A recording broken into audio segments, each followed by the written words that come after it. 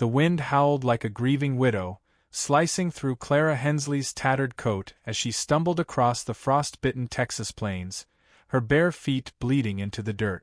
At 10 years old, abandoned by the only family she'd known, she was left to die beneath a skeletal mesquite tree.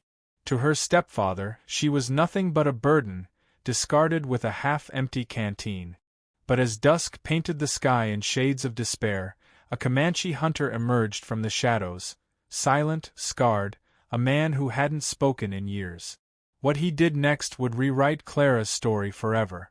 Before diving deeper, drop a comment below to let us know where you're watching from, hit that like button, and subscribe to join our storytelling family. Your support keeps these tales alive, and we're thrilled to share this one with you. Clara's breath hung in the air like a ghost, each puff a reminder of how close she was to surrender. The cold had seeped into her bones, settling into her heart where hope once resided. Her stepfather, Amos, had driven her out here in his creaking wagon, his face twisted with cruelty born of loss and bitterness.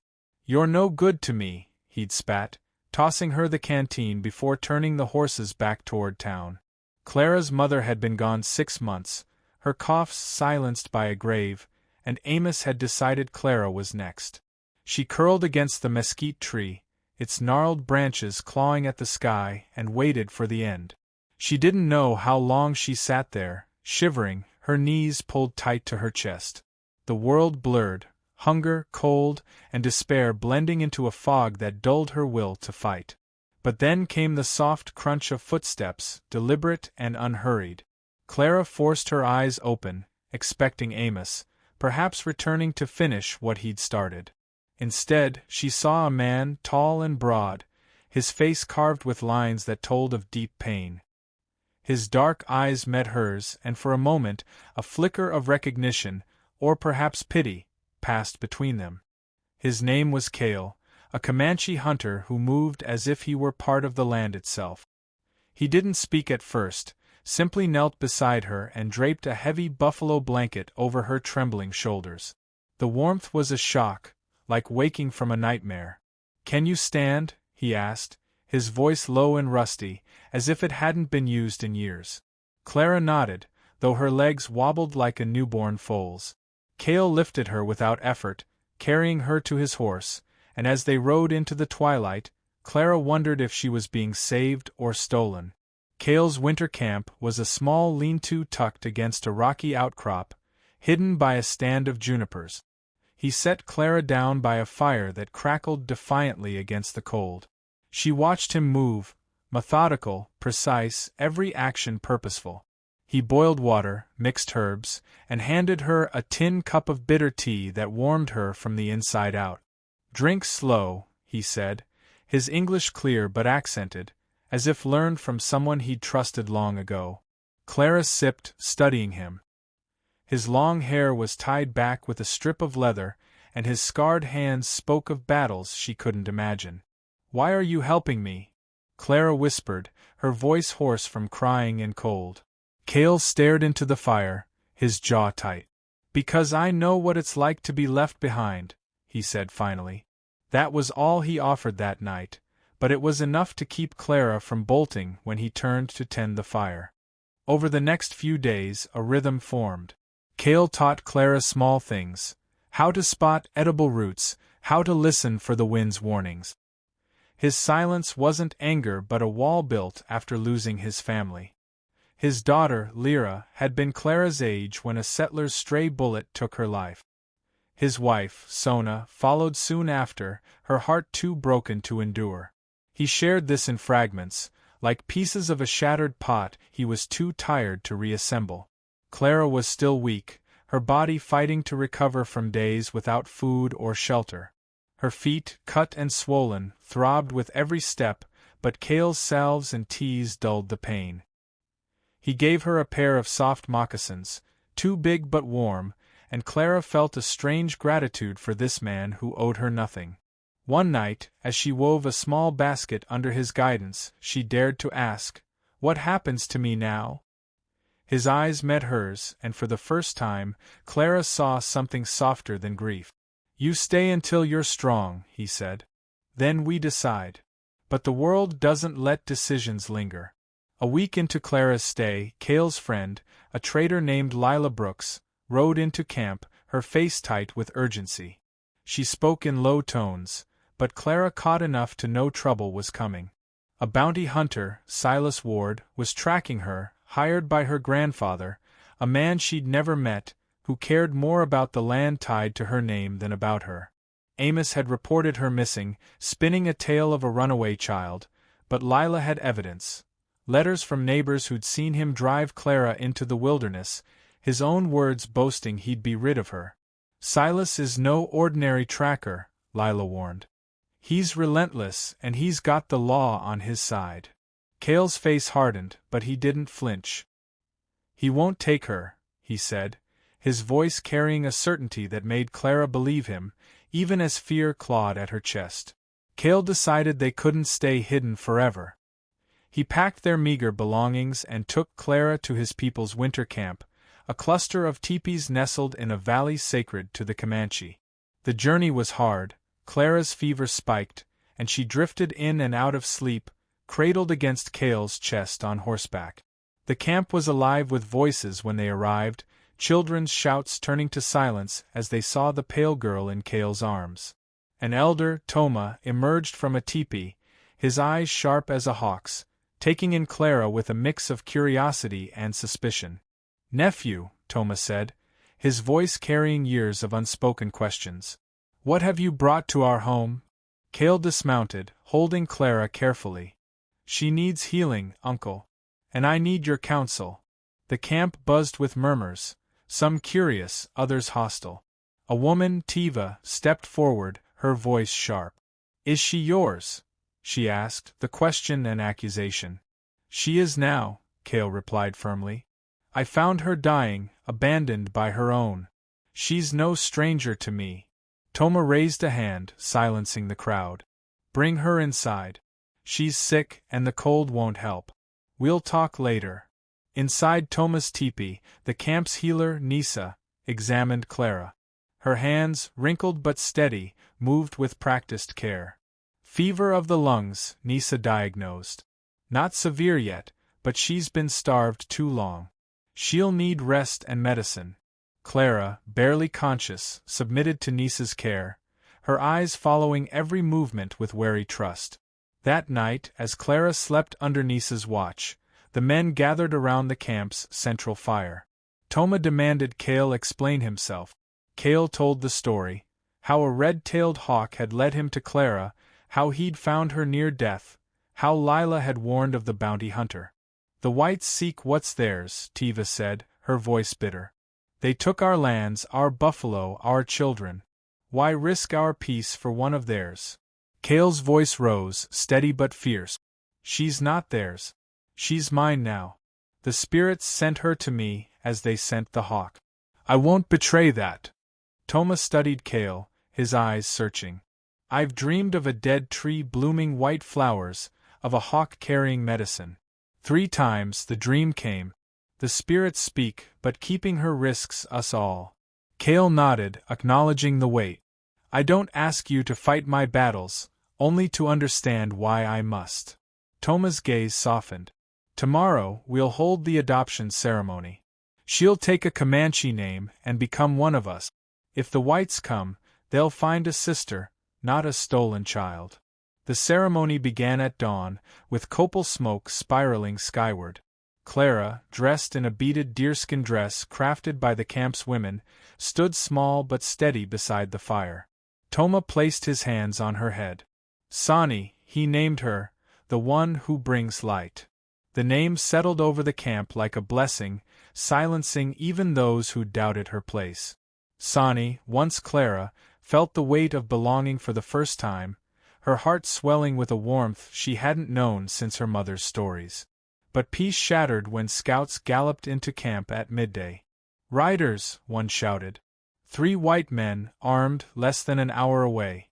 One wears a sheriff's star. Cale's eyes met Toma's. Silas Ward had found them. "Take Sani to the women's teepee," Toma ordered, but Sani stepped forward, her voice clear. "No. If they're here for me, I won't hide. It's not fair to make you lie for me. Cale's chest tightened with pride and fear. Stay close, he said. We'll face this together.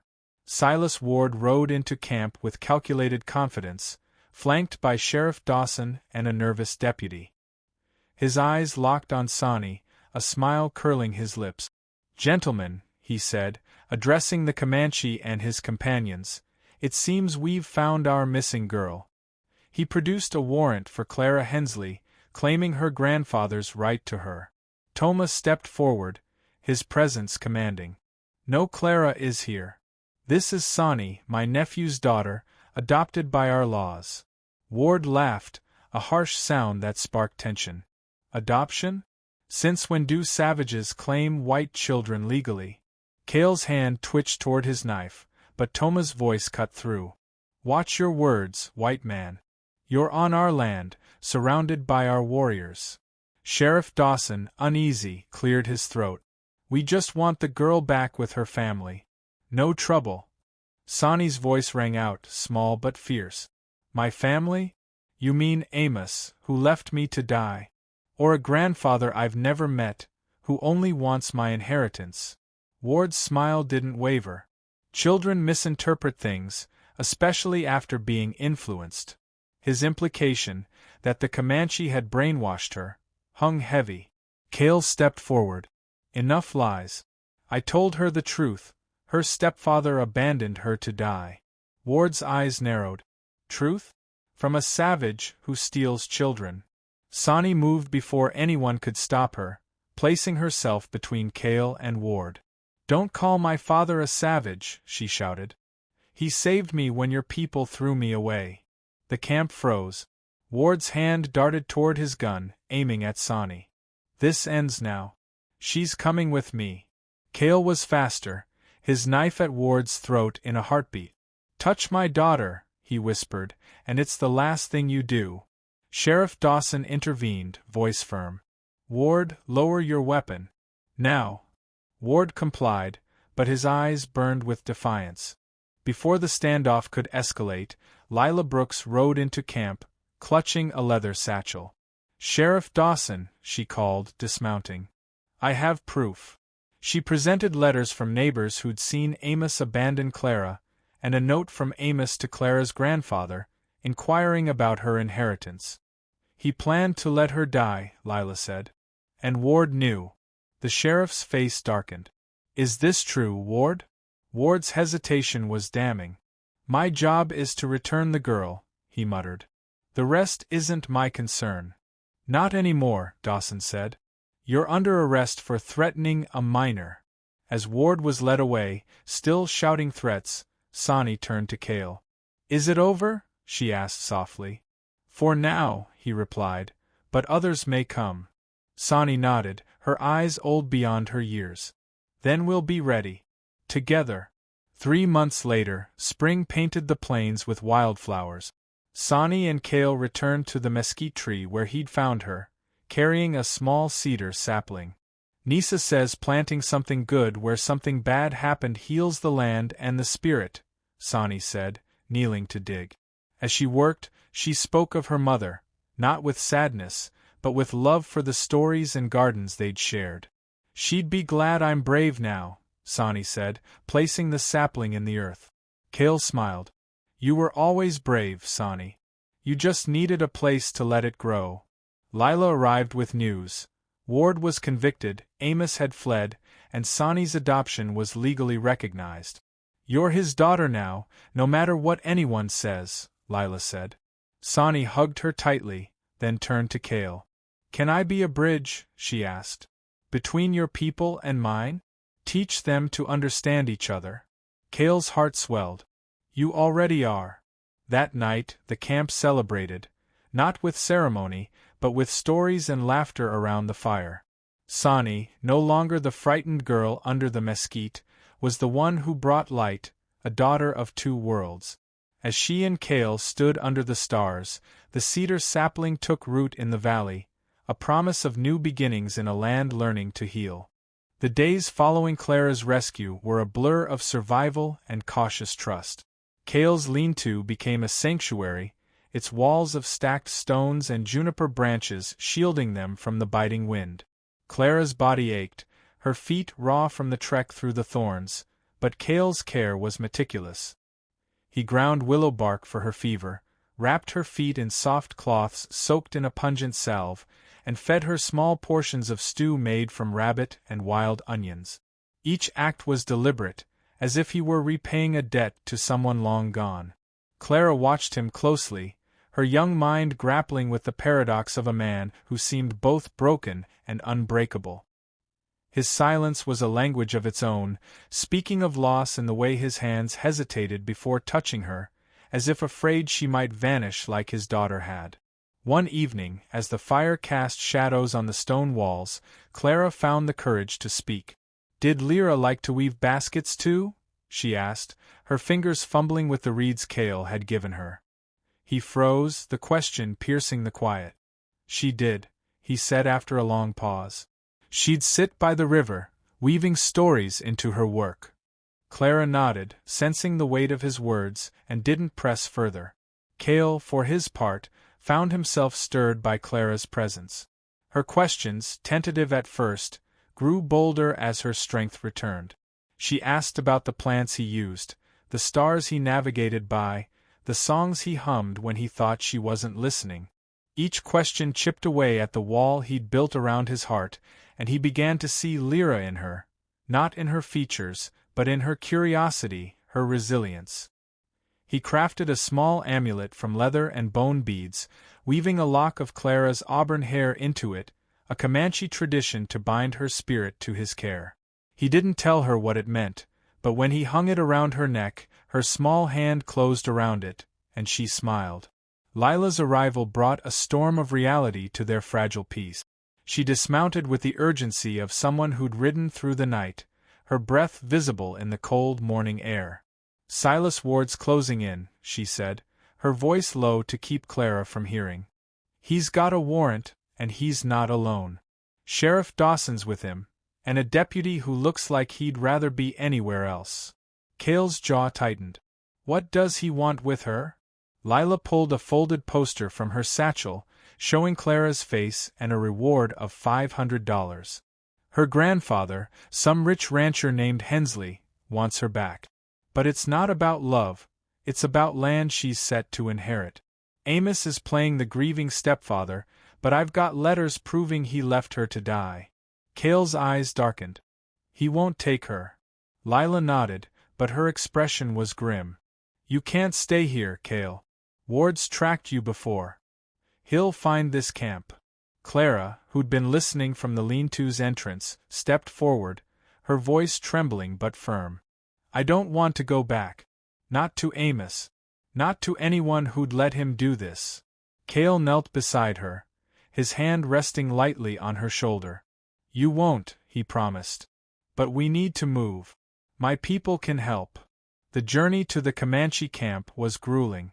Clara's fever worsened, her small body shivering despite the blankets Cale wrapped around her. He rode with her cradled against him, his horse picking its way through the rocky terrain. The valley where the camp lay was a place of memory for Cale, where he'd played as a child and mourned as a man. The teepees stood like sentinels against the winter sky, their hides painted with stories of his people. As they approached, children ran out, their shouts of "Cale returns," turning to whispers when they saw Clara. Toma, Cale's uncle and the camp's elder, greeted them with a gaze that missed nothing. "Nephew," he said, his voice a mix of warmth and caution, "what burden do you bring?" Cale dismounted, holding Clara gently. "No burden, uncle. A daughter. She needs healing, and I need your wisdom." The camp stirred, some faces curious, others wary. Tiva, a woman whose sharp tongue matched her sharp eyes, spoke up. "A white girl? Why bring their troubles to us?" Cale met her gaze. "She was abandoned like Lyra was taken. I won't leave her to die." Toma led them to his teepee, where Nisa, the camp's healer, took over. Her hands moved with the confidence of years, checking Clara's pulse, her breathing, her fevered brow. "Lung fever," Nisa said. "She's strong, but she needs care." Clara, half-conscious, watched Nisa with a mix of fear and trust, her small hand clutching the amulet Cale had made. Nisa smiled, a rare warmth in her weathered face. "You're safe here, little one. Rest now." That night, as Clara slept, the camp's men gathered around the fire. Toma's voice was firm. "Explain, Cale." He recounted the hawk that led him to Clara, the state he'd found her in, and Lila's warning about Ward. Tiva's voice cut through the murmurs. "The whites always take back what they claim. Why risk our peace?" Cale's response was unwavering. "She's not theirs. The spirits chose her for me. I won't betray them, or her." Toma's eyes softened, but his words were heavy. "I've dreamed of a tree blooming white, of a hawk with medicine. 3 times the dream came, but keeping her risks war." Cale nodded. "I ask only for your understanding, not your swords." Toma considered this, then spoke. "Tomorrow we adopt her. She'll be one of us, and no white man can claim her as property." The decision wasn't unanimous. Tiva and others grumbled, but Toma's authority held. The adoption ceremony was a sacred affair, the air thick with copal smoke and the rhythm of drums. Clara, now stronger, stood in a dress adorned with beads that told of new beginnings. Toma placed his hands on her head. "Sani," he named her, "the one who brings light." The camp echoed the name, and Sani felt a warmth spread through her, as if the spirits themselves welcomed her. Even Tiva, reluctant but moved, offered a nod of acceptance. The peace was short-lived. Scouts rode in at noon, their horses lathered. 3 riders armed coming fast. One's a sheriff. Cale's heart sank. Ward had found them. Toma's orders were swift. "Hide Sani with the women." But Sani stepped forward, her voice steady. "I won't hide. They need to see me, to know I choose this." Cale's pride battled his fear. "Stay by me," he said, and she nodded, her small hand finding his. Silas Ward rode in with Sheriff Dawson and a skittish deputy, his confidence a weapon in itself. "We've found her," Ward said, his eyes on Sani. He brandished a warrant. "Clara Hensley, to be returned to her grandfather." Toma's voice was iron. "No Clara here. This is Sani, my nephew's daughter, adopted by our laws." Ward's laugh was a spark in dry grass. "Savages adopting whites? That won't hold in court." Cale's hand twitched toward his knife, but Toma's calm held the camp steady. Sani spoke, her voice cutting through the tension. "My family left me to die. Amos said I was a burden. My grandfather never cared until he wanted my land." Ward's smile was patronizing. "Children misread things, especially under influence." Cale stepped forward. "She speaks truth. Her stepfather abandoned her." Ward's eyes gleamed. "Truth from a child stealer?" Sani moved between them, fierce. "He's my father. He saved me when you left me to die." Ward's hand shot to his gun, aimed at Sani. "She's coming with me." Cale's knife was at Ward's throat before anyone could blink. "Touch her, and you're done." Sheriff Dawson's voice broke the silence. "Ward, stand down." Ward lowered his weapon, his face a mask of barely contained rage. Lila Brooks arrived, her satchel heavy with proof. "Sheriff," she said, presenting letters from neighbors and a damning note from Amos about Sani's inheritance. Ward knew Amos left her to die. Dawson's face hardened. "Ward, you're under arrest for threatening a minor." As Ward was dragged away, cursing, Sani turned to Cale. "Is it over?" she asked. "For now," he said. "But we'll be ready for what comes." Spring arrived, painting the plains with lupins and paintbrush. Sani and Cale returned to the mesquite tree, carrying a cedar sapling. "Nisa says planting here heals the land and spirit," Sani said, digging carefully. She spoke of her mother, not with grief but with love for their shared moment. "She'd be proud I'm brave," Sani said, setting the sapling's roots. Cale nodded. "You were always brave, Sani. You just needed a home to show it." Lila brought news. Ward was convicted, Amos had fled, and Sani's adoption was legally binding. You're his daughter now, Lila said. Sonny hugged her, then turned to Kale. Can I be a bridge between your people and mine? She asked. Teach them to understand each other? Kale smiled. You already are. That night, the camp gathered around the fire, sharing stories and laughter. Sonny, no longer the lost girl under the mesquite, was the one who brought light, a daughter of two worlds. Under the stars, she and Kale stood together, the cedar sapling taking root below, a symbol of a new dawn in a land learning to heal.